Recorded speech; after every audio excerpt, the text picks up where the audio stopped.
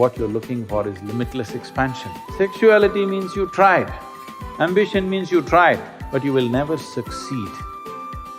If you succeed, that's called yoga. Angamardana literally means mastering your limbs. There is a sense of bodilessness about you because the entire energy system has fired up. You can change the chemistry of your system dramatically just by sitting in a certain way. If you want to generate health from within, each individual has to take it up.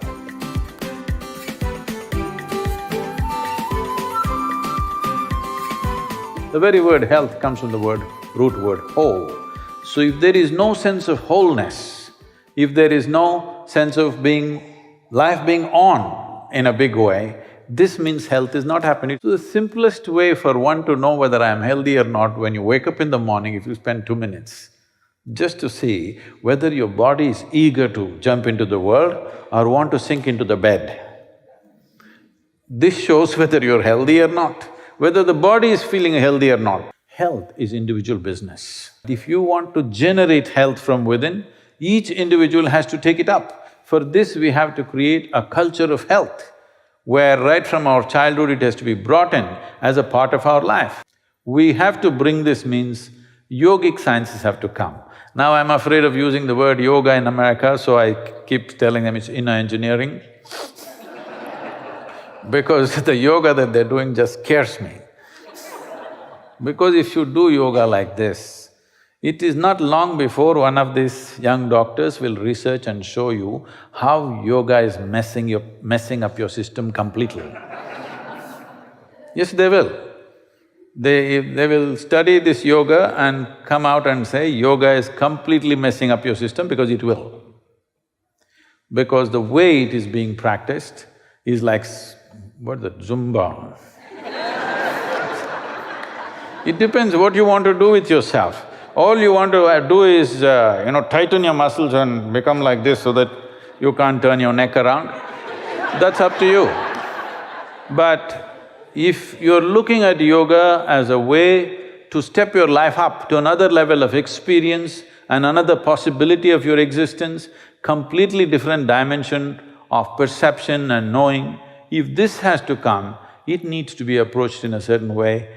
There is a huge amount of work that needs to be done in that direction. It is not to simply disparage somebody who's doing something, it is just that the problem is there are benefits even in that. Even twisting, turning, doing that, there is benefit. But I want you to understand this. For this, you don't have to do yoga. You swim half an hour every day, you will notice similar benefits. Go up the mountain, you'll notice benefits. Play tennis, it'll happen. You will have these benefits. You don't do yoga for these benefits. Suppose we give you, like Apple Air, the thin computer? But you are a caveman. So you started using this to chop vegetables at home. Hey, it works. It's sharp enough, believe me. It works. But is that why we designed this machine? For that we could have done something much simpler. You don't need an Apple Air to cut vegetables at home. Similarly, you don't need this kind of system, which is a phenomenal thing, to simply feel little fit and have your breath going deep enough into your body and whatever this kind of stuff, you don't need to do yoga. Believe me, it's boring, it's no good. Unless experientially it enhances you, simply bending, twisting like this, like that, it needs enormous patience. It's much better to play tennis or swim, run up the mountain. Yes, I'm telling you. This is designed for something else. This is designed for a completely different dimension. Health is a consequence. I would say it's like a side effect. Health also happens on the side. One who is just focused on health, it's not good to go like that. But for this we have what is called as Upayoga, or we have systems called Angamardana. Angamardana literally means, it is being interpreted as mastering your limbs, but it actually means killing your limbs. You do that kind of thing with the body that if you're here, you don't even know your body exists or not. There is a sense of bodilessness about you. Unless this comes into your life, there is no real sense of ease. Carrying this much mass of weight, I'm not saying you're heavy, whatever is your weight, carrying this much weight and walking around and doing things is a drag. Only if you feel kind of bodiless, we call these people nirkaya yogis, that means bodiless yogis. No sense of body, simply because the entire energy system has fired up. When I say entire energy system, in the energy system, which is called as pranamaya kosha, there are 72,000 nadis. Normally, for a healthy, normal, active person, if approximately somewhere between 12 to 30% of this is active, you will live a complete life in normal sense. So what is the rest for? The rest is essentially that as energies move into the rest of the nadis, your perception is enhanced. Because the greatest thing for a human being is not just to build a huge body. The greatest thing for a human being is expansion of experience, how to find larger sense of life. This is continuous striving. In this longing to make yourself little more than who you are right now, if it finds a very… this longing is always on, consciously or unconsciously. If it finds a very basic physical expression, we call this sexuality. If it finds an emotional expression, we call this love. All you're trying to do is, what is not you, you're trying to make it a part of yourself to feel little bigger than who you are. If it finds a mental expression, it gets labeled as ambition, conquest, greed or whatever, or simply shopping. If it finds a conscious expression, then we call this yoga. The word yoga means union. Union means you manage to obliterate the boundaries of your… the boundaries of who you are is set by your physical nature. You manage to obliterate the boundaries of your physical existence. When I say physical existence, everything physical about you is accumulated, isn't it so? Hello? You must get this now, otherwise one day you will get it when they cremate you or bury you, that everything that you carry, you picked up from the planet. Yes or no? So what you have picked up has started ruling you in terms of boundaries. This is what it means. The essence of yoga is in this, that right now what you accumulated created a form for you, and now that form is ruling who you are and who you are not. We don't like this. That's why we do yoga, because we want to breach that boundary. We don't want to live within that boundary, because the very nature of being human is, it doesn't matter what kind of boundary we set, the moment you feel the boundary, in some way you want to break the boundary, isn't it? If you look at this, how big a boundary will settle you? No, it doesn't matter how big a boundary. Whatever the nature of the boundary, you want to still breach it.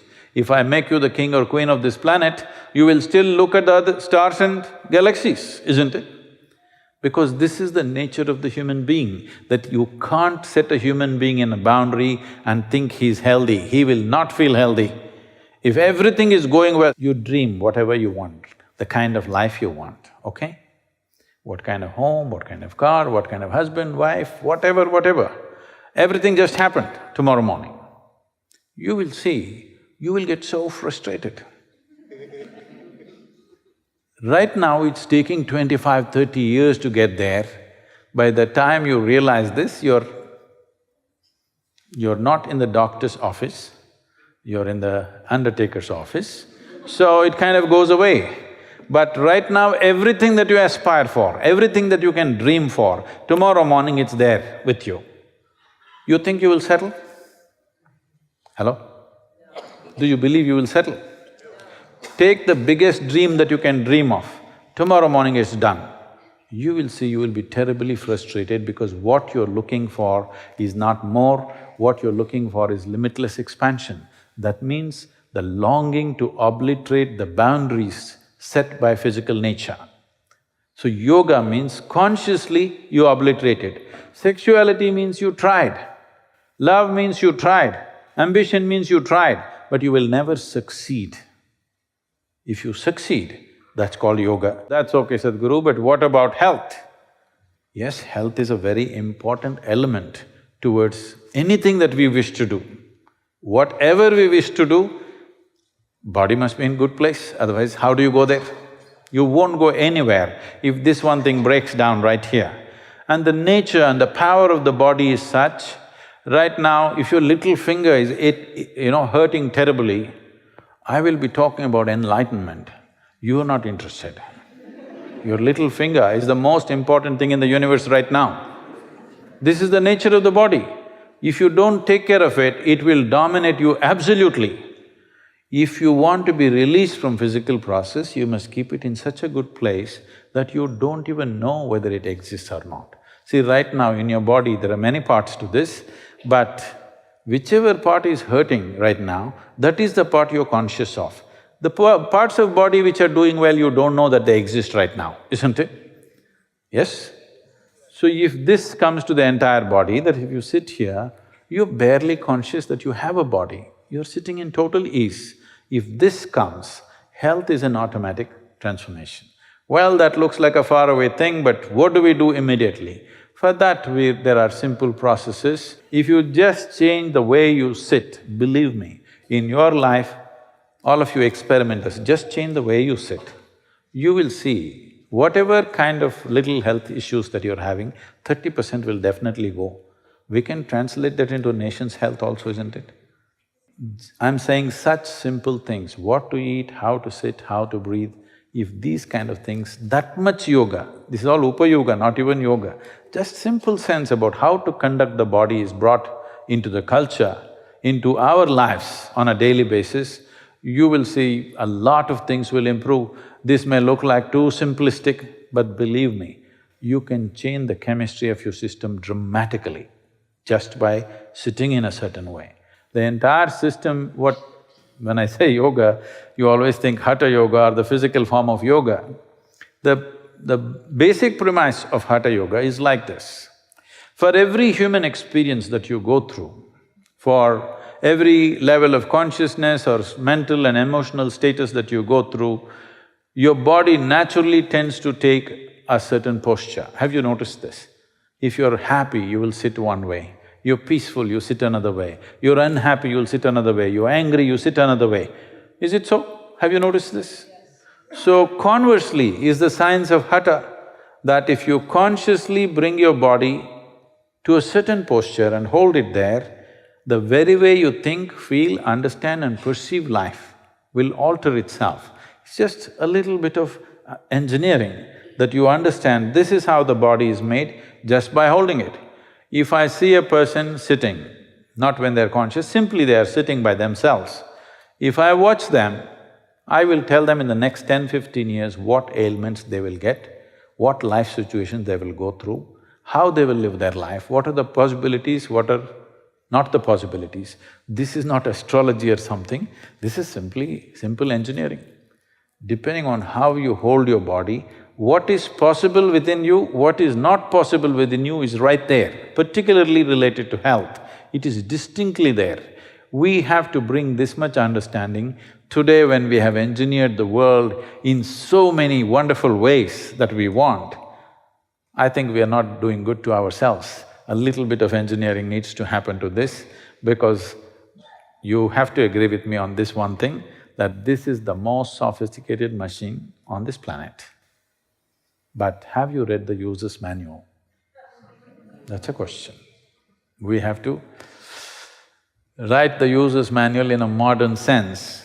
Writing does not mean writing a book, it's not going to work like that. We have to make people literate about how to read this body.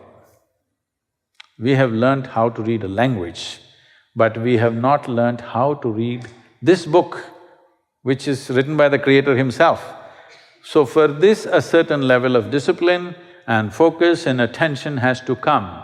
Unless it comes as a culture, individual people doing it will benefit them individually, but it will be difficult to sustain individually unless there is a supportive culture around us. I think that is what we need to strive for.